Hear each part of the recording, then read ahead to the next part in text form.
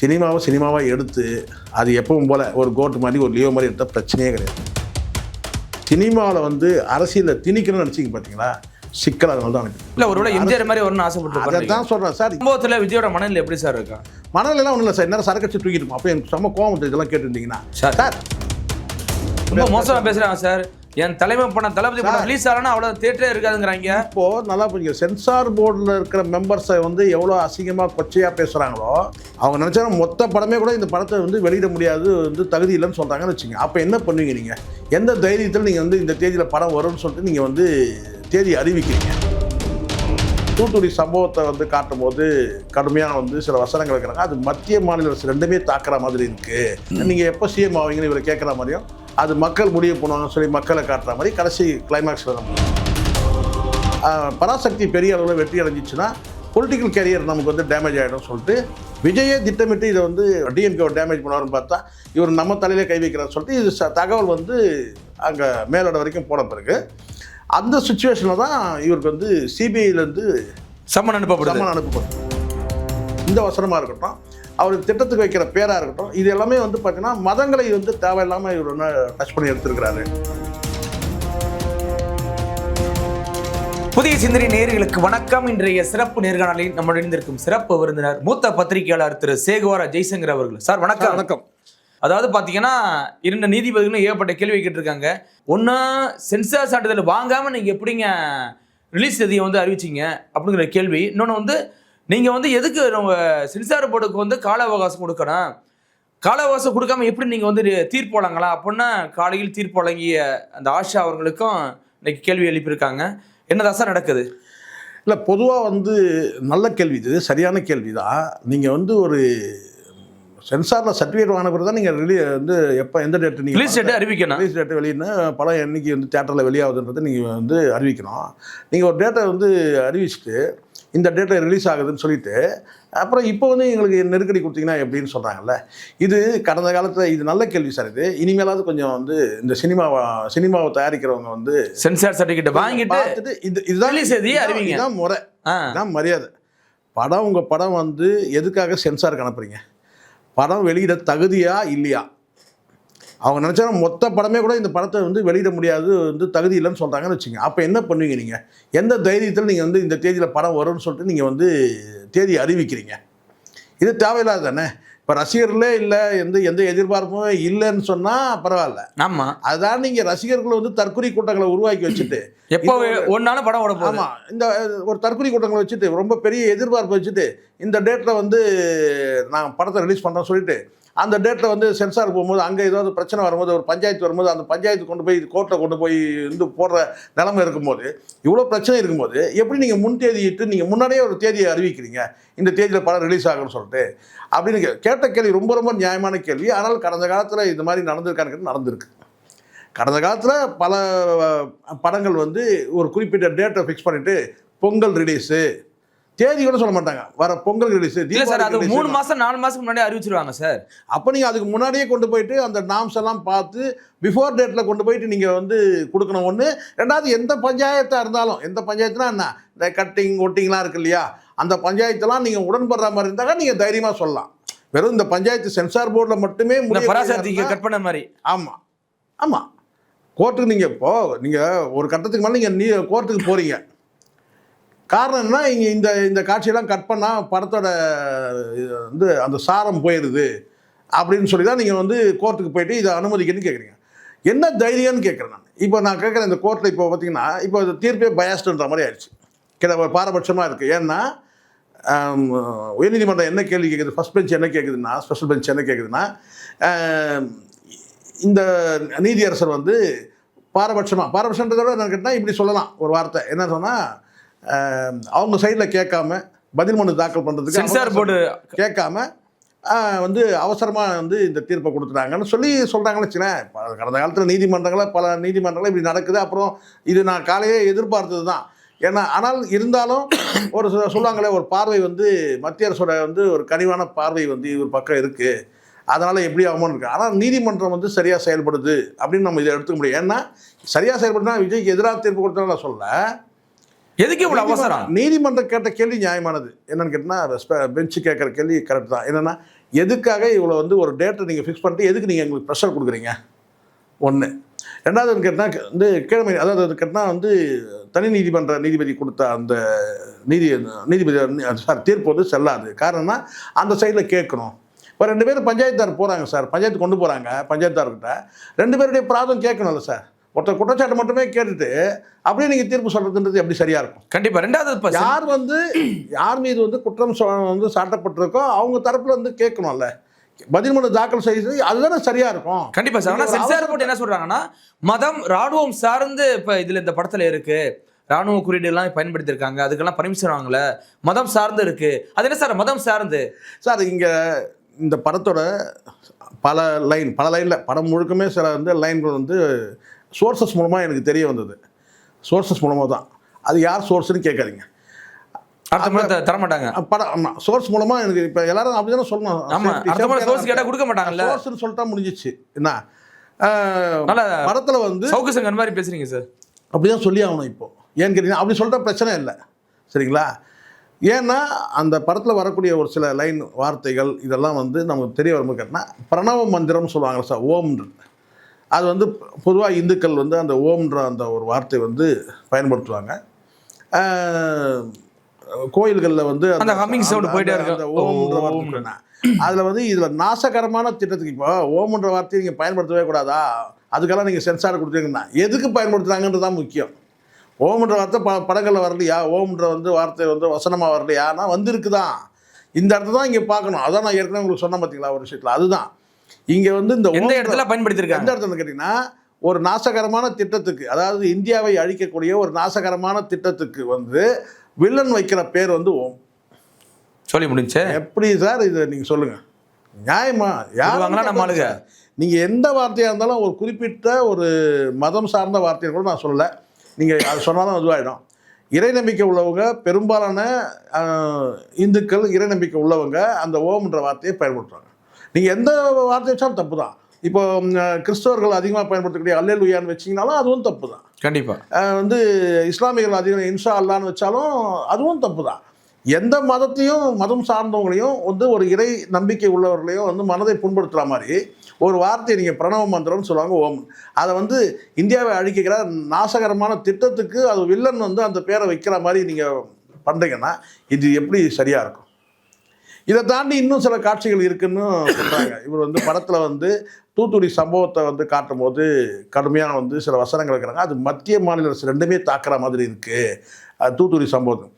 இன்னொரு இடத்துல வந்து கள்ளக்குறிச்சி இஷ்யூ கள்ளக்குறிச்சியில் வந்து பார்த்தீங்கன்னா வந்து சாராயம் குடிச்சி அதுங்களா அங்கேயும் வந்து பார்த்தீங்கன்னா வந்து வசனங்கள் இருக்குது.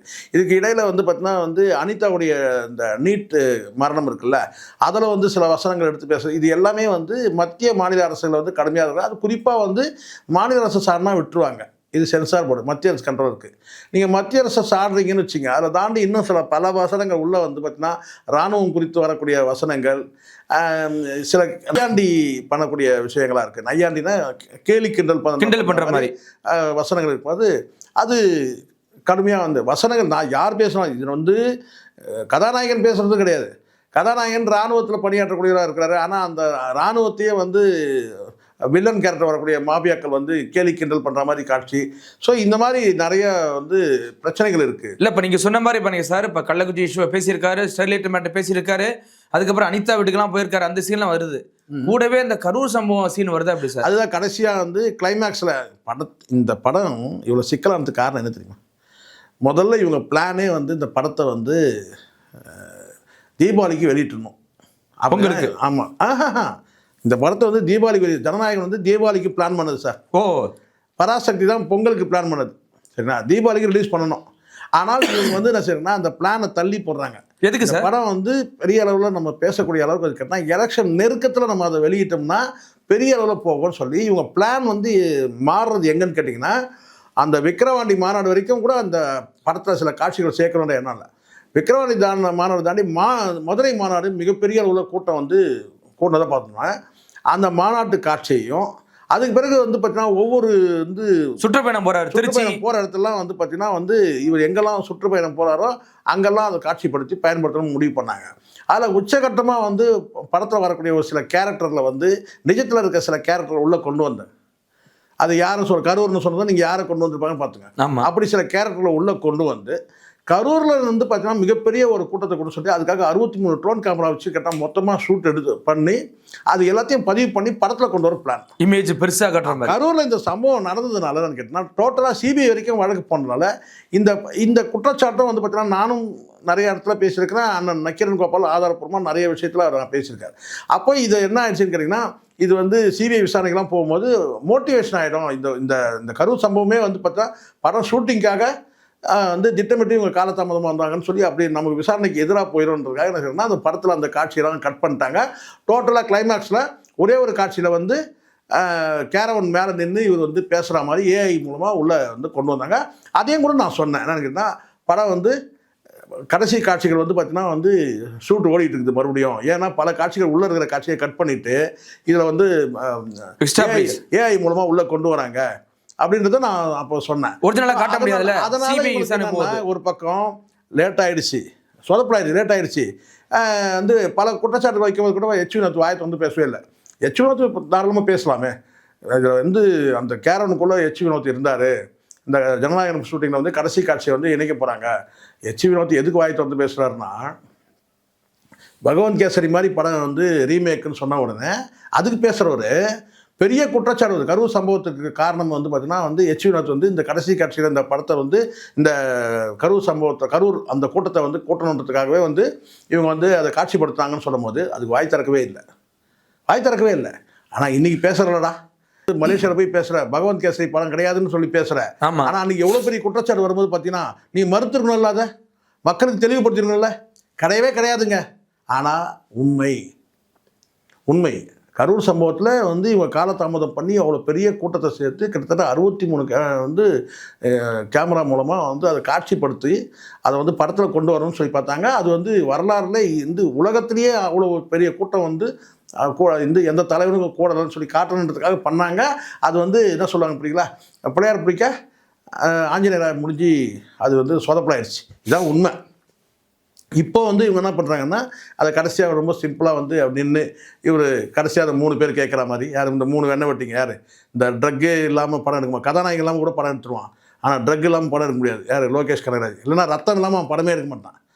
அதே மாதிரி இன்னொருத்த இந்த நெல்சனு, இந்த அட்லி. ஸோ இவங்க வந்து பார்த்திங்கன்னா வந்து இந்த 3 நபர்களும் அவங்களும் வந்து கிட்டத்தட்ட ஒரு தற்கொலை மாதிரி தான் இருக்கிறானுங்க.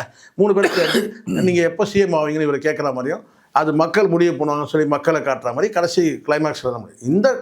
இது வந்து என்னென்னா இந்த பிரணவ மந்திரம் அந்த ஓம்ன்ற வார்த்தையும் உள்ளே வரக்கூடிய சில வசனங்கள் அது வந்து பார்த்திங்கன்னா இது வந்து ஏற்புடையதாக இல்லை. அதை வந்து பீப் போடுறேன்னு சொல்லி இவங்க சொன்னாங்க. பீப் போட்டாலும் கூட அது புரிஞ்சுக்கிற மாதிரி ஆயிரும் கண்டிப்பாக அப்படின்னு சொல்லி ஒரு தகவல் இருக்குது. பிரச்சனை வந்து அதுதான் சார். ஆனால் என்னென்னா பிரச்சனை இந்த ஓம்ங்கிற ஒத்த வார்த்தை தான். ஓம்ன்ற வார்த்தையும் உள்ளே வரக்கூடிய வந்து நீட் குறித்து இந்த வசனத்தெல்லாம் கட் பண்ணால் அதெல்லாம் கட் பண்ணால் இது வந்து கதையே மாறிடும், இவங்க பயஸ்டாகிடும்னு இவங்க சொல்கிறாங்க. நமக்கு சொல்லப்பட்டது இது 2 தான். இராணுவத்தை வந்து தரக்குறைவாக பேசுகிறது ஒன்று, 2வது வந்து இந்த பிரணவ மந்திரம். அது தாண்டி உள்ளுக்குள்ளே என்ன பிரச்சனை இருக்குன்றது நமக்கு தெரியல, உள்ளே எவ்வளோ சிக்கல் இருக்குன்றது தெரில. 1. 2வது இன்னொரு வார்த்தை சொல்கிறாங்க. இது வந்து அவர் நினச்சிருந்தாருன்னா பீப் போட்டு போயிருக்கலாம், இல்லை மியூட் பண்ணிட்டு போயிருக்கலாம், அவங்க சொல்கிற காட்சியோட கட் பண்ணிடலாம். கடந்த காலத்தில் அதெல்லாம் பண்ணாங்க. ஆனால் விஜய் வந்து திட்டமிட்டே வந்து என்னென்னா வந்து பராசக்தியோட மோதினா வந்து நம்ம படம் வந்து ஃப்ளாப் ஆகிடும். காரணம் அதுக்கு என்னன்னு கேட்டிங்கன்னா வந்து இவங்க ட்ரெய்லர் விட்டாங்க. அந்த ட்ரெய்லர் வந்து பகவந்த் கேசரியோட ரீமேக்குன்னு சொல்லி ஸ்ப்ரெட் ஆனதுனால பராசக்தி பெரிய அளவில் வெற்றி அடைஞ்சிச்சுன்னா பொலிட்டிக்கல் கேரியர் நமக்கு வந்து டேமேஜ் ஆகிடும் சொல்லிட்டு விஜயே திட்டமிட்டு இதை வந்து வழக்கு வந்து அங்கே பைசல் பண்ணிக்காமல், அதாவது சென்சார் போர்டில் பைசல் பண்ணி படத்தை ரிலீஸ் பண்ணிட்டுருக்கலாம். ஆனால் திட்டமிட்டே ஒரு நீதிமன்றத்துக்கு போய் இந்த டேட்டில், இந்த பர்டிகுலர் டேட்டில் வந்து நான் வந்து அது வந்து ரிலீஸ் பண்ண வேணான்றதை அவரே அவாய்ட் பண்ணார். நேருக்கு நேர் போட்டியை விரும்பலை. நேருக்கு நேர் போட்டி பண்ணால் கடைசியில் ஒருவேளை நம்ம படம் வந்து டவுன் ஆயிடுச்சுன்னா பொலிட்டிக்கலாக நமக்கு வந்து பெரிய வந்து செட்பேக் ஆயிரும். அதுக்காக விஜயே வந்து கேட்டால் இது ஒரு நாடகம் நடத்தினார்ன்றத ஒரு தகவல் இருக்குது. அதை தாண்டி இன்னொன்று சொல்கிறாங்க. என்னென்னு கேட்டிங்கன்னா இந்த படத்தில் வந்து பெரிய ஒரு போலீஸ் ஆர்மி ஆஃபீஸராக வராரு. இந்த படத்தில் வந்து எல்லாரையும் அரசியல்வாதிகள்லாம் சாட்டையில் எடுத்து அடிக்கிற மாதிரி, அந்த சாட்டையை எம்ஜிஆரே கொடுக்குற மாதிரி போட்டோவில் வந்து பேசி எம்ஜிஆர் வந்து அந்த சாட்டையை கீழே விழ வச்சு இந்த சாட்டையை எடுத்து போய் இவங்க போய் விளாசுன்னு சொல்கிற மாதிரியும், எம்ஜிஆர் பல இடங்களில் ஒரு தலைவர் தலைன்னு சொல்கிற மாதிரியும் சில வார்த்தைகள் வசனங்கள்லாம் வருது. அப்படி சொல்கிறாங்க. இந்த சுச்சுவேஷனில் இவர் ஏன் வந்து விஜய்க்கு பெரிய பின்னாடி கேட்டால் இந்த சென்சாரில் இந்த படத்தை அனுப்பின பிறகு அங்கே சென்சாரில் இருக்கிற போர்டு மெம்பர் ஒரு 6 பேர் இருக்கிறாங்கன்னா, இந்த படத்தை ஆய்வு செஞ்ச 6 பேரும் வந்து பார்த்தீங்கன்னா வந்து சங்கிகள் தான் சொல்கிறாங்க. சங்கி மீன்ஸ் என்ன? அதாவது மத்திய அரசு பாஜக அரசால் வந்து ரெக்கமெண்ட் பண்ணாங்க. யாரெல்லாம் ரெக்கமெண்ட் பண்ணாங்கன்னா, சில பேர் சொல்கிறாங்க கமலாலயத்தில் இருக்கிற நபர் கூட ரெக்கமெண்ட் பண்ணியிருக்கிறாரு சொல்கிறாங்க. பல உறுப்பினர்களை மெம்பர்களை வந்து சென்சார் போர்டு மெம்பர்களை வந்து அவங்க வந்து ஏற்கனவே இருந்தவங்களும் எக்ஸ்டெண்ட் பண்ணுறாங்க. வந்து புதிய நபர்கள் வந்து இப்போ உதாரணத்துக்கு சிவசேகர் எடுத்துட்டாங்க, அவர் கட்சியை விட்டு நீக்கிறபோது அவர் எடுத்தாங்க. பல பேர் நாமினேட் பண்ணும்போது எல்லாமே வந்து பார்த்தீங்கன்னா அந்த சென்சார் போர்டில் இருக்கிற மெம்பர்கள் எல்லாருமே வந்து ஒரு என்ன சொன்னால் அவங்களுக்கு ஒரு ஏதோ டியூட்டி கொடுத்தா மாதிரி ஒரு படத்துக்கு 1500 ரூபா கொடுக்குறாங்கன்னா, ஒரு நாளைக்கு ஒரு படம் வருதுன்னு வச்சுங்க, அலாட் ஆகுதுன்னா அவங்களுக்கு வந்து 1000 ரூபா வருமானம் ஆகிடுது. ஸோ அப்படி வந்து கொடுத்துட்டாங்க அப்படி சொல்கிறேன். இதில் என்னென்னா, இந்த படம் வந்து இந்த படத்தை அனுப்பிட்டாரு, படத்தை பார்க்குறாங்க. பார்க்கும்போது என்னங்க இது பிரணவ மந்திரத்தில் கை வச்சுட்டாரு, அடிமடியில் கை வச்ச மாதிரி இருக்குது அப்படி சொல்லிட்டு வரம் கொடுத்த பிரம்மன் தலையிலே கை வைக்கிற மாதிரி, இவரை ஏதோ நம்ம தயார் பண்ணி வந்து டிஎம்கே டேமேஜ் பண்ணுவார்னு பார்த்தா இவர் நம்ம தலையிலே கை வைக்கிறான்னு சொல்லிட்டு இது தகவல் வந்து அங்கே மேலோட வரைக்கும் போன பிறகு அந்த சுச்சுவேஷனில் தான் இவருக்கு வந்து சிபிஐலேருந்து சம்மன் அனுப்பப்படுது. இதுதான் உள்ள கரெக்டாக சரியாக புரிஞ்சுக்கணும். இது இங்கே போகுது, படம் உள்ளே போகுது, சரிங்களா? இங்கிட்டு சம்மன் உள்ள போகுது. சம்மன் வந்து பார்த்தீங்கன்னா அங்கே ரெடி, சம்மன் வந்து அதுக்கப்புறம் தான் சம்மன் இந்த டேட்டில் கொடுக்கலாம். சம்மன் வந்து பொங்கல் கழிச்சு இந்த படம்லாம் ரிலீஸ் ஆன பிறகு அனுப்பியிருக்கலாமே. ஆமாம், இவர் வந்து இவர் நம்ம ஆளுங்க. ஆனால் இவன் நம்ம ஆள் கிடையாது, நம்ம தலையிலே கை வைக்கிறான், நாம தான் இவனை தயார் பண்ணுறோம். திமுக எதிர்ப்பா அவனை அடிக்க சொன்னான், இவன் நம்மளை அடிக்கிறான். எது அவன் அங்கே வந்து பார்த்தீங்கன்னா ஏதோ ஒரு அண்டர்ஸ்டாண்டிங் ஆகிடுச்சு போல இருக்கு ஒரு வேலை அப்படின்னு நினச்சிருக்கலாம் ஒரு வேலை. ஆனால் என்னென்னா இங்கே ஏற்கனவே சொல்லப்பட்ட ஒரு வார்த்தை என்ன, 2 பேருக்கு தான் இங்கே போட்டியே அப்படின்றது வந்து டிவிக்கே தான். இப்போ நீங்கள் வந்து இந்த படத்தில் வந்து நேரில் விமர்சனம் பண்ணல, கொள்கை எதிரி சொல்லிட்டு நீங்கள் நழுவுநாள் கூட போகிற போக்கில் அப்படி சொல்லிட்டு நழுவுநாள் கூட கொள்கை எதிரி மட்டும் சொல்லிட்டாங்களா. படத்தில் வந்து இந்த பிரணவ மந்திரமும் சரி மற்ற விஷயங்கள் அதில் இன்னும் குறிப்பிட்ட ஒரு வசனம் வச்சுருக்கேன்னா, வில்லன் வைக்கக்கூடிய ஒரு நாசகரமான திட்டத்துக்கு பிரணவ மந்திரமான ஓம். ஆனால் வில்லன் ஒரு வசனம் பேசுகிறார் அந்த படத்தில். என்னன்னு கேட்டால், அடிக்கடி அவன் வந்து உயிர் தெரிஞ்சுன்னே இருக்கிறான், அவனை கொண்டு போய் சிறுவலை தான் அடையணும் அப்படின்னு பேசுகிற மாதிரி வரும். அது முழுக்க கிறிஸ்தவ மதம் சார்ந்த ஒரு வார்த்தை. அப்போது வில்லனுடைய பார்வை வந்து வில்லனுடைய வந்து அந்த வசனமாக இருக்கட்டும், இந்த வசனமாக இருக்கட்டும், அவர் திட்டத்துக்கு வைக்கிற பேராக இருக்கட்டும், இது எல்லாமே வந்து பார்த்திங்கன்னா மதங்களை வந்து தேவையில்லாமல் இவர் வந்து டச் பண்ணி எடுத்துருக்கிறாரு, சாடி எடுத்துருக்காரு. ஸோ அதனால் வந்து இந்த படத்தை வந்து நிறுத்தணும். அது கூட என்னன்னு கேட்டிங்கன்னா, இந்த சம்மன் வந்ததுக்கு காரணம் அந்த டேட்டில் சம்மன் வந்த உடனே விஜய்க்கு என்ன கேட்டால், ஒரு பக்கம் நம்ம இதில் வந்து ஆர்மி ஆஃபீஸராக நடிக்கிறோம், இன்னொரு பக்கம் வந்து நம்ம வந்து சிபிஐ சம்மனுக்கு வந்து வாங்கி நம்ம போனோம்னா இந்த ரெண்டையும் கோர்த்து வந்து ட்ரோல் பண்ணுவாங்க. இந்த ட்ரோல் பண்ணுறது வேறு நமக்கு பெரிய மைனஸ் ஆயிடும். ஒன்று சிபிஐ வந்து இப்போ வந்து விசாரணை வந்து ஒரு 15 நாள் கழிச்சு வந்தால் கூட பிரச்சனை இல்லை. படம் வந்து வெளியாகிருக்கும் போது இந்த சுச்சுவேஷனில் வந்து நம்ம சிபிஐ வந்து விசாரணை சம்மனுக்கு நம்ம போனோம்னா பெரிய அளவில் இது விமர்சிக்கப்படுன்றதுனால விஜயே வந்து இது வந்து கொஞ்ச நாள் தள்ளி போட்டோம், இப்போ இந்த படமே இப்போ ரிலீஸ் பண்ண வேண்டாம், அதுக்காக நீதிமன்றத்தை வந்து சட்டத்தை நாடினார். இல்லைன்னா இதை வந்து சென்சார் போர்டே இதை பைசல் பண்ணியிருக்க முடியும். இல்லை, ரெண்டாவது இன்னொரு பராசக்திக்கு 25 கட்டு போட்டாங்க, உனக்கு எத்தனை கட்டு போட போகிறாங்க இல்லையா? கண்டிப்பாக ஒரு 10 கட்டு கூட போட்டுக்கலாம், இல்லை மியூட் பண்ணிக்கலாம். ஆனால் பைசல் பண்ண விரும்பலை, சென்சார் போர்டில் பைசல் பண்ணாமல் நீதிமன்றத்தில் போனாலும் வந்து தீர்ப்பு எப்படி வேணால் வரட்டும். ஆனால் நாம் வந்து இந்த பராசக்தியோட நேருக்கு நேர் மோதாமல் பின்வாங்கினோம்னா அது பெரிய செட்பேக் ஆகிடும், நம்ம கேலி கிண்டல் பண்ணுவாங்க. சிவகார்த்திகேயனுக்கு பயந்துட்டு போயிட்டாருங்க, இன்னமும் 2 பேருக்கு தான் போட்டினாரு, கடைசியாக அந்த 2 பேர் யாருன்னு கேட்டிங்கன்னா ஒன்று விஜய் இன்னொன்று எஸ்கேன்ற மாதிரி ஆயிரும். அப்போது இதுலேருந்து நம்ம அவாய்ட் பண்ணிக்கணும்னா நீதிமன்றத்தில் கேஸை போட்டுரும். நீதிமன்றம் எப்படி அதை வந்து 4 நாள் 1 வாரம் 10 நாள் எடுத்துக்கின்றதுலாம் 22ஆம் தேதி தள்ளி போட்டிருக்காங்கல்ல, அவ்வளோதான். அவங்க இப்போ விஜய் இது எதிர்பார்த்தது இதுதான். விஜய் தான் இதை வந்து இந்த படத்தை வெளியிடாமல் தடையானதுக்கு காரணம், அடிப்படை முதல் காரணமே விஜய் தான். இதை ஏதோ நான் வந்து போகிற போக்கில் சொல்லவே இல்லை, இது உண்மை. படத்தில் நீங்கள் என்ன கேரக்டர் நடிக்கிறீங்க, போலீஸ் அதுவும் ஆர்மி ஆஃபீஸர், அதுவும் எல்லாரையும் சாட்டையில் அடிக்கிற ஆர்மி ஆஃபீஸர், சாதாரண அரசியல்வாதிகள் அடிக்கிறீங்க, மாபியாக்கள் அடிக்கிறீங்க, அதிகாரிகள் அடிக்கிறீங்க, எல்லோரும் அடிக்கணும். ஆனால் உங்களுக்கு எங்கேருந்து சம்மந்தம் இருக்குது, சிபிஐ கிட்ட சம்மந்தம் இருக்குது. அங்கே சிபிஐ உங்களை எப்படி நடத்துவாங்கன்னு இருக்குது. இப்போது உதாரணத்துக்கு உங்களுக்கு சின்ன ஒரு உதாரணம் சொல்லிட்டேன், உங்களுக்கு புரிஞ்சிடும்னு நினைக்கிறேன், அப்போ தான் உங்களுக்கு இதை ஃபினிஷ் பண்ணும்போது சரியாக இருக்கும். ஒரு சின்ன உதாரணம் உங்களுக்கு தெரியும், ரெட்டலை வந்து பிரச்சனை வந்துல்ல. ஆமாம், ரெட்டலை வந்து இந்த புரோக்கர் மூலமாக ஒரு புரோக்கர் ஒருத்தர் மூலமாக வந்து டிடிவி வந்து ட்ரை பண்ணாருன்னு சொல்லிட்டு அது ஒரு வழக்கு பதிவு பண்ணாங்க. அப்போ டிடிவி வந்து சிபிஐ விசாரணை கூப்பிட்டு போனாங்க. எப்படி கூப்பிட்டு போனாங்க? தோல் மேலே கை போட்டு, எது தோல் மேலே கை போட்டு இந்த கையை பிடிச்சி, எது இந்த கையை, அதாவது இடது கையை ஒருத்தர் பிடிச்சி தோல் மேலே வலது கையை வந்து தோல் மேலே கை போட்டு இவரை கூட்டு போனதை பார்த்தோம். அன்னைக்கு விழுந்தது தான் டிடிவியோட இமேஜ். இது அந்த பொலிட்டிக்கல் இமேஜ் டிடிவிக்கு அன்னைக்கு விழுந்தது தான். இப்போ விஜய்க்கும் அதே மாதிரி நடக்குமா? நடக்கலாம். அதை இமேஜே காலியாயிரும். அதை தாண்டி தூக்கி அன்னைக்கு வந்து பார்த்தீங்கன்னா உள்ளன்ட்டா என்ன பண்ணுவீங்க? விசாரணை முடிஞ்சு அது உள்ள தூக்கிட்டா என்ன பண்ணுவீங்க? இல்ல ஒண்ணு இல்ல சார். இப்ப நார்மலா ஆதவ வச்சுனா புசி ஆனந்த கிட்டத்தட்ட 6 மணி நேரம் 8 மணி நேரம் விசாரணை பண்ணாங்கல்ல. இதே மாதிரி விஜய் பண்ணா போதும். இங்க நல்லா புரிஞ்சுங்க. இவங்க மாநில காவல்துறை என்ன எஃப்ஐஆர் போட்டாங்களோ அந்த எஃப்ஐஆர் வந்து அவங்க ஏத்துக்கிட்டாங்க அவ்வளவுதான். ஆனால் விசாரணைக்கு பிறகு வந்து எஃப்ஐஆரில் வந்து பார்த்தீங்கன்னா இவரை இன்க்ளூட் பண்ணுறாங்க. என்னவா இன்க்ளூட் பண்ணுறாங்க? இவர் தாங்க இந்த சம்பவத்துக்கே முதல் அக்யூஸ்டே அப்படி சொன்னால் நீங்கள் ஆட் பண்ணி வந்து பார்த்தீங்கன்னா வந்து அக்யூஸ்டோட நம்பரை சேஞ்ச் பண்ணுறது ஒன்றும் பெரிய விஷயம் கிடையாது. அது ஒன்றும் பெரிய தப்பு, ஒரு குற்றம் கிடையாது. உள்ளே வந்து பார்த்தீங்கன்னா எதுவுமே வேண்டாங்க. நீங்கள் வந்து இவர் வந்து அக்யூஸ்ட் நம்பர் 4வது கூட போட்டுங்க, இல்லை 5வது கூட போட்டுங்க, சரிங்களா? அரெஸ்ட் பண்ணக்கூடாது என்ன இருக்கா என்ன கிடையாது. தூக்கிட்டாங்கன்னா என்ன பண்ணீங்க? அங்கே இவரை தூக்கிட்டு இங்கே வந்து அடுத்து வந்து பார்த்தீங்கன்னா வந்து இவங்க 3 பேரையும் வந்து தூக்கத்துக்கு எவ்வளோ நேரம் ஆகும்? தூக்கணும்னு முடிவு பண்ணிட்டாங்கன்னா இங்கே ஆதவர்ஜனை வந்து தூக்கிறதுக்கும் சரி, இல்லை வந்து இல்லை எப்படியும் கூட தான் போக போகிறாங்கன்னு வச்சுங்களேன். எப்படியும் அந்த வெண்ணெய் வெட்டிங்க கூட தான் போவாங்கன்னு வச்சுங்க. புசியானதாக இருக்கட்டும், ஆதவர்ஜன் எல்லாம் போட்டோம் கூட தான் போவோம். இவனை தூக்கத்துக்கு ரொம்ப நேரம் ஆகுமான்னு? கண்டிப்பாக எங்கே தப்பிச்சு ஓடிட்டு போயிடுவாங்க இல்லையா? அதனால் கைது செய்யறதுக்கான வாய்ப்பும் இருக்குது. அதையும் வந்து நம்ம வந்து இந்த இடத்துல ஒரே ஒரு விஷயம் தான் சார் சொல்கிறேன். இங்கே எங்கே கோளாறு நடந்ததுன்றதை மட்டும் நான் உங்களுக்கு சொல்லி முடிக்கிறேன். சினிமா வேறு, அரசியல் வேறு. நீங்கள் அரசியலுக்கு வந்துட்டீங்க. சினிமாவை எடுத்து அது எப்பவும் போல் ஒரு கோட்டு மாதிரி ஒரு லியோ மாதிரி எடுத்தால் பிரச்சனையே கிடையாது. நீங்கள் சினிமாவில் வந்து அரசியலில் திணிக்கணும்னு நினச்சிங்க பார்த்தீங்களா, சிக்கல். அதனால தான் அனுப்பிங்க. உங்களுக்கு ஒருவேளை எம்ஜிஆர் மாதிரி வரணும்னு ஆசைப்பட்டு அதை தான் சொல்கிறேன் சார். எம்ஜிஆரே ஒரு கட்டத்தில் விட்டுட்டார் சார். மதுரை மீட்டர் சுந்தரபாண்டியன் படத்தை எடுத்து பாருங்க சார். அந்த படம் ஃப்ளாப்பு சார். சொன்னால் இப்போ தைரியமாக சொல்லலாம். இப்போ எம்ஜிஆர் இல்லைன்னா நம்ம வந்து ராமவரம் தோட்டத்தில் நம்ம செடி கொடி மரமாக இருப்போம். இப்போ தைரியமாக சொல்லலாம் மதுரை மீட்டர் சுந்தரபாண்டியன் ஃப்ளாப்பு. எம்ஜிஆர் அரசியல் ஜெயிச்சிட்டாரு, ஆனால் படம் ஃப்ளாப் ஆகிடுச்சு.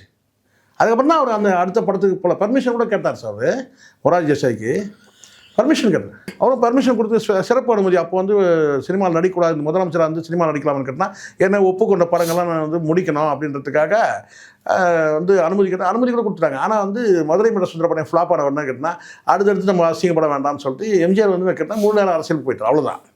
அவ்வளோதான். இது உண்மை. அதனால் வந்து இவங்க அதெல்லாம் முன்னாடி ஒரு பாடம் இருக்குது. இல்லை இப்போ இந்த பிரச்சனை மூலியமா விஜய்க்கு நெகட்டிவ் ப்ரொமோஷன் தான் சார் இருக்குது. அதாவது இப்போ வந்து இப்போ கரூர் சம்பவத்துக்கு அப்புறம் பெருசாக பேசப்பட்டது விஜய் தான். இன்னைக்கும் பாருங்க, விஜய் ஜனநாயகம் தான் போயிட்டு இருக்கு. இல்லை இப்போ வந்து பாருங்க, இப்போ இந்த விஷயம் மட்டும் நீங்கள் பாருங்க. நீதியரசர்களுக்கு வந்து நீதி தேவதை தான் வந்து கண்கள் கட்டப்பட்டிருக்கு சார். நீதியரசர்கள் எல்லாருக்குமே கண்கள் திறந்தா இருக்கு. இப்போ இந்த 2 நாளில் நீதிமன்றத்தில் வழக்கு இருக்குது. இந்த 2 நாளில் வந்து பார்த்தீங்கன்னா இந்த தற்குறிகள் பேசுகிறதெல்லாம் வந்து அவங்க பார்வைக்கு போகாமே போயிடும். இந்த ரசிகர்கள்ன்ற பேருள்ள ரொம்ப மோசமாக பேசுகிறாங்க சார். என் தலைமை படம் தளபதி படம் ரிலீஸ் ஆகலன்னா அவ்வளோ தேட்டரே இருக்காதுங்கிறாங்க. இப்போது நல்லா புரியுங்க, சென்சார் போர்டில் இருக்கிற மெம்பர்ஸை வந்து எவ்வளோ அசிங்கமாக கொச்சையாக பேசுகிறாங்களோ அதே தானே சார் நீதிமன்றத்தில் இருக்கிற நீதி தீர்ப்புகள் வந்து ஒரு வேளை வந்து விஜய்க்கு எதிராக இருந்துன்னு வச்சுங்க. நான் சொல்கிறது இந்த தனி நீதிமன்ற நீதிபதி அப்படி தானே பேசுவாங்க, அப்படி தானே செய்வாங்க சார். ஏற்கனவே உங்களுக்கு நல்லா தெரியும். தயவு செய்து நான் விஜய்க்கு எதிராக பேச நினைக்காதீங்க. இந்த வீடியோ பார்க்குற அத்தனை பேருமே ஒரு நபர் கமிஷன் வச்சாங்க. முன்னாள் நீதியரசர் வந்து அருணா ஜெகதீசன் அவர்கள் தலைமையில் ஒரு தனிநபர் கமிஷன் அமைச்சாங்க. அந்த டைமில் அதெல்லாம் ஒரு பக்கம் வந்து ரசிகர்கள் சொல்லி கூட நீங்கள் கடந்து போயிடலாம். இவெல்லாம் வந்து தப்பாக பேசுகிறாங்க, விமர்சனம் பண்ணுறாங்க, ட்ரோல் மீம்ஸ் போடுறாங்க, அது போடுறாங்க, அதெல்லாம் கூட இருக்கலாம். விஜய் பேசும்போது என்னன்னு கேட்டிங்கன்னா எப்படி சொன்னார் லாங்குவேஜ்?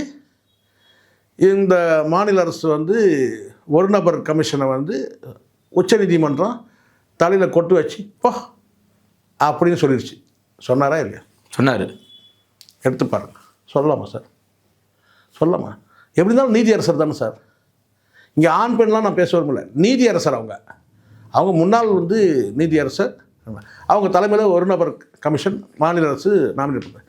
அந்த நீதியரசருக்கு அவங்களுக்கு அந்த கமிஷனுக்கு ஒரு மரியாதை இருக்குல்ல, அந்த பதவிக்குன்னு ஒரு மரியாதை இருக்கா? அந்த வந்து பார்த்தீங்கன்னா வந்து அந்த நீதியரசருக்கு முன்னாள் நீதியரசர் இருந்தால் கூட அது வந்து அவங்க சர்வீஸில் இல்லைனாலும் கூட அந்த மரியாதை கொடுக்கணுமா இல்லையா? விஜய் சொன்ன லாங்குவேஜ் எப்படி? தலையில் கொட்டு வச்சு போ அப்படின்னு சொல்லிடுச்சு. இப்போ புரியுதுங்களா? அவனும் தற்குறி, இவனுங்களும் தற்குறி. இதே நீதிமன்றம் வந்து தீர்ப்பு வந்து கொஞ்சம் நெகட்டிவாக சொன்னாங்கன்னா உடனே எல்லாரையும் விமர்சனம் பண்ணுவானுங்க. இவனுங்க ஒரு தமிழ்நாட்டை பொறுத்த வரைக்கும் ஒரு நாசகரமான சக்தி. இந்த கட்சியை வந்து பேன் பண்ணணும். விஜய் தூக்கி உள்ளே வைக்கணும். இந்த கரூர் சம்பவத்துக்கு சிபிஐ இப்போ வந்து அரெஸ்ட் பண்ணி தூக்கி உள்ளே வைக்கணும். திகார் ஜெயிலில் போடணும் தூக்கி. எனக்கு கேட்ட ஒரே வார்த்தை, இந்த தற்கொலைகள்லாம் ஒன்றும் கிடையாது சார், இவனுங்கெல்லாம் ஒன்றும் கிடையாது. இவங்கெல்லாம் வந்து பார்த்தீங்கன்னா 5 லட்சம் பேர் ஜல்லிக்கட்டு போராட்டம் நடத்துனாங்க தெரியும் நினைக்கிறேன். ஆமாம், 5 லட்சம் பேர், 1500 போலீஸ் போதும், அவங்க அத்தனை பேரை கலைச்சி விட்டாங்க. சரிங்களா?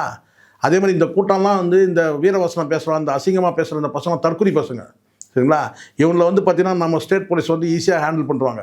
ஏன்னா ஃப்ரீடம் இல்லை, கைகள் கட்டப்பட்டிருக்கு. இதுவரையிலும் ஏதாவது ஒரு விஷயத்துக்கு இந்த விஜய் இந்த கட்சி தொண்டர்களுக்கு அறிவுரை சொன்ன மாதிரி நீங்கள் பார்த்துருக்கீங்களா? அறிவுரை சொன்ன மாதிரி இந்த மாதிரி கண்ணிய குறைவாக பேசாதீங்க, இந்த மாதிரி ஆபாசமாக பேசாதீங்க, யாரையும் வந்து அவதூறாக பேசாதீங்க. எப்பயாவது பெண்களுக்காக இருந்தாலும் எத்தனை சம்பவம், 1 or 2, என் புருஷனை பிடிக்காது, விஜய் தான் பிடிக்கும், என் பிள்ளைய ஹாஸ்பிட்டலில் விட்டு நான் விஜயை பார்க்க வந்தேன், இன்னைக்கு ஒரு லேடி மொட்டை போட்டிருக்கு சார். அதுதான் நான் சொல்றேன் சார். நல்லபடியா விஜய்க்கு வரணும் அப்படி சொல்லி சார் இன்னைக்கு அப்படிதான் சார் இருக்கு. இன்னைக்கு என்ன மனநிலை சார்? இப்ப தீர்ப்புக்காண்டி தாடி பாலாஜி வந்து இன்னைக்கு பேசுறான் சார். இது சட்டம் சார்ந்த விஷயம். நீதிமன்றம் தான் கோயில், நீதிபதிகள் தான் கடவுள், அவ்வளவுதான், முடிஞ்சு போச்சு. சாமானிய மக்களுக்கு வந்து பார்த்தீங்கன்னா வந்து உண்மையான கோயில் எதுன்னு கேட்டால் நீதிமன்றம் தான், நீதிபதிகள் தான் கடவுள். தாடி பாலாஜி வந்து பேசுகிறான்னு கேட்டால், காலையில் நான் கோயிலுக்கு போயிட்டு வந்தேன், படம் நல்லபடியாக ரிலீஸ் ஆகணும்னு சொல்லிட்டு இருந்தேன். படித்தவன் தானே அவன் சொல்கிறான் சார். அப்போ இப்போ புரிஞ்சுங்க. இல்லை, அவர் தான் வேற கட்சிக்கு போயிட்டார் சார். இங்கே போயிட்டு மதிக்கல, விஜய பச்சையெல்லாம் குத்தினாரு. அவன் மூளை, அவன் புத்தி அவ்வளோதான் சார். அவனுக்கு எத்தனை அறிவு அவ்வளோதான். ஏன்னா ஒரு கட்சியில் போய் சேர்ந்துட்டோம், அந்த கட்சிக்கு விசுவாசமாக இருக்கணுன்றது ஒரு பக்கம். ரெண்டாவது இதில் வந்து பார்த்தீங்கன்னா நீங்கள் வந்து ஒரு தொழில் அடிப்படையில், நான் சக நடிகன் அடிப்படையில் சொன்னால் கூட 2 படத்துக்குமே பிரச்சனை இருக்குல்ல. ஆமாம், ஜனநாயகனுக்கு பிரச்சனை இருக்குது. வந்து பராசத்தில் ஏகப்பட்ட கட்டு, அதுக்கு வாய் திறக்கலாம். நீ வந்து தொழில் ரீதியாக நான் வந்து இந்த படத்துக்கு நீங்கள் ஆதரவு அளிக்கிறேன், இந்த இந்த இந்த இந்த மாதிரியான வந்து சென்சார் தடைக்கு நான் வந்து எதிர்ப்பு தெரிவிக்கிறேன்னு சொன்னால் நீ 2த்துக்கெல்லாம் தெரிவிக்கணும். அப்போ நான் போய் கடவுளை நான் வேண்டிக்கினேன், சாமியை. இப்போ புரியுதுங்களா? தற்குறிகள் தான் எல்லா வடிவத்தில் இருக்கிறான், தற்குறிகள். இதுதான் சார் ஆண்டனி சார் நான் சொல்கிறேன்னு கேட்டால், நேர்மையான நியாயப்பறவை வைங்கடா. ஒரு சம்பவம் என்னன்னு பாருங்கள், இதில் என்ன நடக்குதுன்னு பாருங்கள். இதுக்கு நீங்கள் அரசியல் ரீதியாக பின்னணி இருந்தாலும் கூட நீங்கள் பேசுங்க, ஆனால் உண்மையை பேசுங்க, சத்தியத்தை பேசுங்க, நேர்மையாக பேசுங்க. சும்மா வந்து பாரபட்சமாக அவர் எனக்கு வேண்டப்பட்டவர், இவர் எனக்கு எதிரானவர், இவர் ஆகாதவர், இங்கே எல்லா மனிதர்களும் நீங்கள் ஸ்கேல் வச்சு நீங்கள் அளக்கிறதுக்கு ஸ்கேலே கிடையாது. முதல்ல இங்கே எல்லா மனிதர்கள்ட்டையும் வந்து பார்த்தீங்கன்னா நிறை குறை இருக்குது. எந்த மனிதரும் நீங்கள் ஜல்லடையை போட்டு மனிதர்களை ஜலிக்க முடியாது. வெறும் ஜல்லடை தான் நிற்கும், எல்லாம் கீழே போயிடுவான். சரிங்க சார், இப்போ இந்த சம்பவத்தில் விஜயோட மனநிலை எப்படி சார் இருக்கா? மனநிலாம் ஒன்றும் இல்லை சார், என்ன சரக்கட்சி தூக்கிட்டு அப்போ எனக்கு செம்ம கோவம் வந்து இதெல்லாம் கேட்டுருந்தீங்கன்னா சார் அவன் வந்து எதிர்பார்ப்போட விஜய் ஃபீல் பண்ண மாட்டாரா? என்ன சார் நீங்கள் பேசுறீங்க சார்? எத்தனை ரசிகர்கள் இருக்காங்க சார்? சொல்லுவாங்க சார், பொங்கலுக்கு கொடுத்த 3000 நான் விஜய் படம் பார்க்கணும் அப்படின்னு சொல்லி ஆதங்கத்தோட வீடியோ போறாங்க சார். இப்போ நல்லா புரிஞ்சுங்க, இந்த ஜனங்க, இந்த தற்கொலை ஜனங்கள் இப்படி தான், இந்த ஜனங்களை வந்து இப்படி தான் இருக்கும். பொதுமக்கள் வந்து எல்லாத்தையும் பார்க்குறாங்க ஆண்டனி. மக்கள் வந்து வழக்கமாக இப்போ இந்த 3000 எப்படி வாங்குறதுன்னு பார்ப்போம். போன வருஷம் ஏன் கொடுக்கலன்னா கேட்க மாட்டாங்க. அது பாண்டிய முதலியாளுக்கு தான் அந்த கவலை. சரிங்களா? போன வருஷம் ஏன் கொடுக்கவே இல்லை அப்படி சொல்லிட்டு. சரிங்களா? இந்த வருஷம் 3000 கொடுக்குறாங்களா? இந்த 3000 எப்படி வாங்கிறது? கரெக்டாக வந்துடுமா? நம்ம லைனில் போய் நிற்கணுமா? டோக்கன் கரெக்டாக வருமா? எப்போ வந்து ரேஷன் கடையிலேருந்து யார் டோக்கன் தரத்துக்கு எப்போ கூப்பிடுவாங்க? இதுதான் மக்கள்கிட்ட இருக்கும். இல்லை, தலைவருக்கு கவலை இருக்காது சார். சாரி, விஜயை பொறுத்த வரைக்கும், தமிழ்நாட்டை பொறுத்த வரைக்கும் மிகப்பெரிய ஆபத்தான ஒரு நாசகரமான சக்தி எதுனா அது தமிழக வெற்றி கழகம் தான். இந்த கரூர் சம்பவத்தை அடிப்படையாக வச்சுக்கிட்டால் அந்த கட்சியை பேன் பண்ணிடணும். நம்ம உண்மையிலே அது மத்திய அரசாக இருக்கட்டும், மாநில அரசாக இருக்கட்டும். ஏன்னா இப்படியான ஒரு தற்குறிகள் கூட்டம் வந்து உருவாகிறது மிகப்பெரிய ஆபத்து. எங்கே போய் முடியும்னு பாருங்கள். ஏன்னா நீங்கள் பேசுறதெல்லாம் நீங்கள் பார்த்துட்டு வருவீங்க. எல்லாரையும் வந்து பார்த்தீங்கன்னா அவதூறாக பேசுறது, அசிங்கமாக பேசுறது, ஆபாசமாக பேசுறது, அருவருப்பான வார்த்தைகளை கொட்டுறது, அறுவலை வச்சு ஒருத்தன் பேசுகிறான் சார். அதான் சார், இப்படி ஒரு கூட்டம் வந்து உருவாகிட்டு இருக்குது. இதை வந்து நீங்கள் வந்து அரசியல் பார்வையிலே பார்க்கக்கூடாது சார். அரசியல் லாப கண்ணோட்டமே பார்க்கக்கூடாது. கட்சியை தடை செய்யணுன்ற நான் பேன் பண்ணணும். முதல்ல விஜயெல்லாம் வந்து பார்த்தீங்கன்னா இந்த கரூர் சம்பவத்தில் 41 பேர் சார், இங்கே வெண்மணி படுகொலையிலேருந்து நீங்கள் எடுங்க சார். அன்னைக்கு இருந்த காலகட்டத்தில் வந்து பார்த்தீங்கன்னா அரசியல்வாதிகள் தான் வந்து பாரபட்சமாக நடந்துக்கிட்டாங்கன்றதெல்லாம் நம்ம பார்த்துருக்குறோம். பாரபட்சமாக நடந்துட்டு பெண்மணி படுகொலை இருந்துருக்கு. அதுக்கப்புறம் எத்தனை சம்பவங்கள் சம்பந்தப்பட்ட ஒரு கார்பரேஷன் கால்வாயில் ஒருத்தர் விழுந்து இறந்துட்டான்னா அந்த அதிகாரிக்கு மீது நடவடிக்கை எடுக்கிறோம்ல, சிறையில் தூக்கி வைக்கிறோம்ல. ஆமாம், சஸ்பெண்ட் பண்ணுறாங்கல்ல. 41 பேர் இறந்துட்டாங்க. இது வரைக்கும் குறைஞ்சபட்சம் ஒரு அண்டர்டேக்கிங் எடுக்காம, பொறுப்பேற்றுக்காம, பெரிய திமிரா இருக்கான், தெனாவட்டா இருக்கான், தூக்கி அவனை உள்ள வைக்கணும் சார். என்ன லாடம் கட்டி இருக்கணும் சார். தப்பு இல்லை சார், நல்லா தெரியும். நீ தான் காரணம். நீ தானே காரணம். நீ காலதாமதம் வந்தது தானே காரணம். 41 எங்களுக்கு இது சம்மந்தமே இல்லைங்கிறாங்களா சார்? 43 பேர் திமுக தான் இதுக்கு முழுக்க காரணம். வயிற்றுல இருந்த குழந்தை 2 சிசுவோட சேர்த்து 43 பேர். அதுக்கு பொறுப்பேற்றுக்காமன்னு கேட்டால் படம் வரல, அதை வந்து பெருசாக சிலாகிச்சு பேசிட்டு இருக்கிற. நியாயமாக என்ன செய்யணும்? அதுக்கு வந்து பொறுப்பேற்றலாம். இந்த சம்பவத்துக்கு ஏதோ ஒரு வகையில் நீ பொறுப்பு தானே. நீ பொறுப்பே இல்லை சொல்ல முடியுமா? யார் வேணால் விசாரணை பண்ணிக்கணும் சார். அடுத்த இதை முதல் விசாரணை பண்ணுறதே விஜய்க்கு தான் பண்ணணும். கண்டிப்பாக. இன்னைக்கு இதெல்லாம் விட்டுட்டிங்கன்னா, இந்த சிபிஐ இவங்கெல்லாம் வந்து விட்டுட்டிங்கன்னா, நாளைக்கு இதெல்லாம் வந்து ரொம்ப இயல்பாயிடும், ரொம்ப சர்வசாதாரணமாயிடும். எங்கேயுமே உலகத்திலேயே எங்கேயுமே வந்து ஒரு அரசியல்வாதி ரேலியில் வந்து ஒரு கூட்ட நெரிசல் தான் 41 பேர் செத்ததாக வந்து வரலாறே கிடையாது. இதில் ஜனநாயகன் வச்சுட்டு வந்து திரும்பி போகிற ஐடியா இல்லைன்றது பேசுறது, பொறுக்கி மாதிரி பேசுறது. வசனங்களை பார்த்தீங்களா? வசனம் அவரே எழுதியிருக்காரு. வசனம் எது அவரே ரொம்ப கஷ்டமான வசனம் பாருங்கள். 2 லைன். விஜயை எழுதி படிக்கிறவன் தானே சார் அவன். என்னத்தர வசனம் எழுதியிருப்பான்? எவனாவது எழுதி கொடுத்துருப்பான். விஜய்ன்ற பேரையே எழுதி படித்தவன் தானே சார் அவன். விஜா ஈன்னு விடுங்க. விசாரணை சிபிஐ வந்து பார்த்தீங்கன்னா நியாயமாக நடந்துக்கணும். அப்போ தான் சிபிஐ மீதெல்லாம் வந்து இப்போ பெரிய பிரச்சனையாக இருக்குது. என்ன தெரியுங்களா? சிபிஐ வந்து நியாயமாக நேர்மையாக நடவடிக்கை எடுத்தால் அந்த சிபிஐ மீது ஒரு மரியாதை ஏற்படும். இதில் பாரபட்சமாக ஏதாவது நடந்துனா சிபிஐ மீதான அந்த மரியாதையே போயிடும் மக்களுக்கு. கண்டிப்பாக சார், பொறுத்திருந்து பார்க்கலாம். மிக்க நன்றி சார். நன்றி சார்.